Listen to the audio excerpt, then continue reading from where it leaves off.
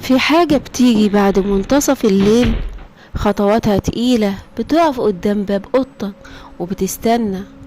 وانا مش بحكي لك قصة، انا بحذركوا، لان اللي حصل ليا ممكن يحصل ليكوا.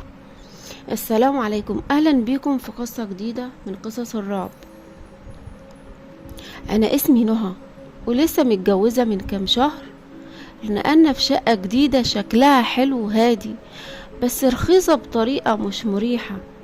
في أول ليلة كنت نايمة الساعة تقريبا 3 إلا ربع الصبح، سمعت خطوات بتمشي في الصالة مش بطيء، وبعدين خبط خفيف على باب أوضتي.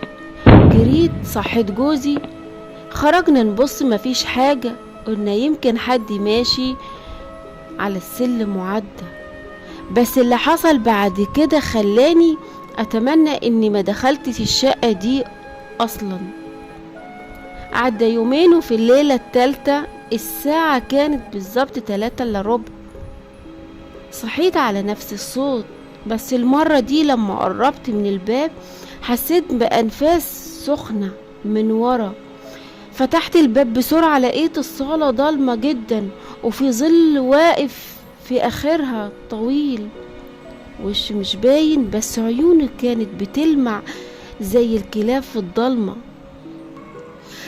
بدأت الحكاية تتكرر كل 3 ليالي، نفس الصوت في نفس الوقت، نفس الرعب. وجوزي ما كانش يشوف حاجة، وكان كل مرة يقولي انت بتتخيلي. بس في الليلة التاسعة بنت اختي الصغيرة كانت نايمة معايا، صحيت مرعوبة وقالت لي يا طنط، الراجل الملوس ملامح واقف عند باب اوضتك وسابلك ورقة. قمت من على السرير وانا جسمي بيتشل، ولقيت الورقة فعلا كان مكتوب فيها انا جيت، لسه فاضلي 3 زيارات. بدأت اللعنة. حاولنا نخرج من البيت، بس اول ما جوزي لف المفتاح في الباب الكهرباء كلها ضربت، والمفتاح اتكسر في الباب. كانت قوة ما بتتخيلهاش علشان ما تخليناش نخرج. رحت لجارتنا مدام فوزية، ست كبيرة، اول ما حكيت لها وشها شحب، وقالت لي الشقة دي من سنين كان ساكن فيها شاب، كان بيحاول يستدعى كيان، وكان بيسجل كل حاجة، وفي اخر زيارة اختفى ومحدش لاقي جثته. رجعت البيت وانا قلبي بيخبط، لقيت جوزي قاعد قدام المراية باصص فيها من غير رمش، ولما ندهت عليه بصلي وقال لي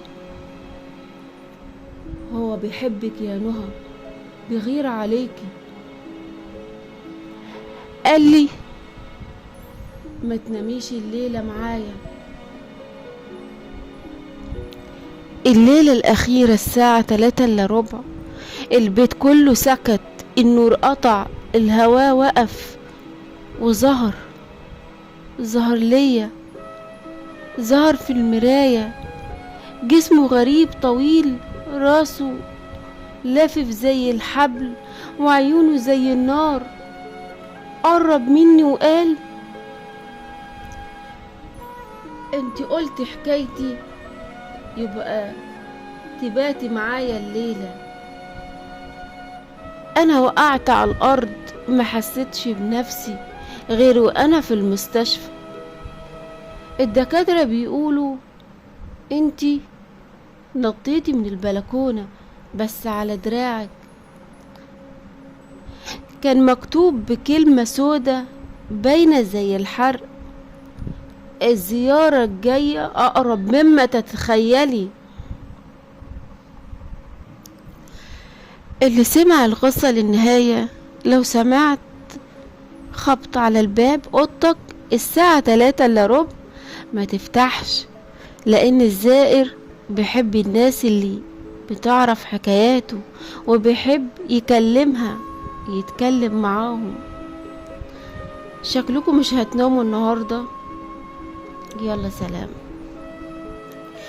لو وصلت للفيديو للنهاية اكتبلي في الكومنتات شفت ايه. شارك القصة مع اصحابك وشوف مين قلبه جامد. اشترك في القناة علشان توصلك كل القصص الجديدة.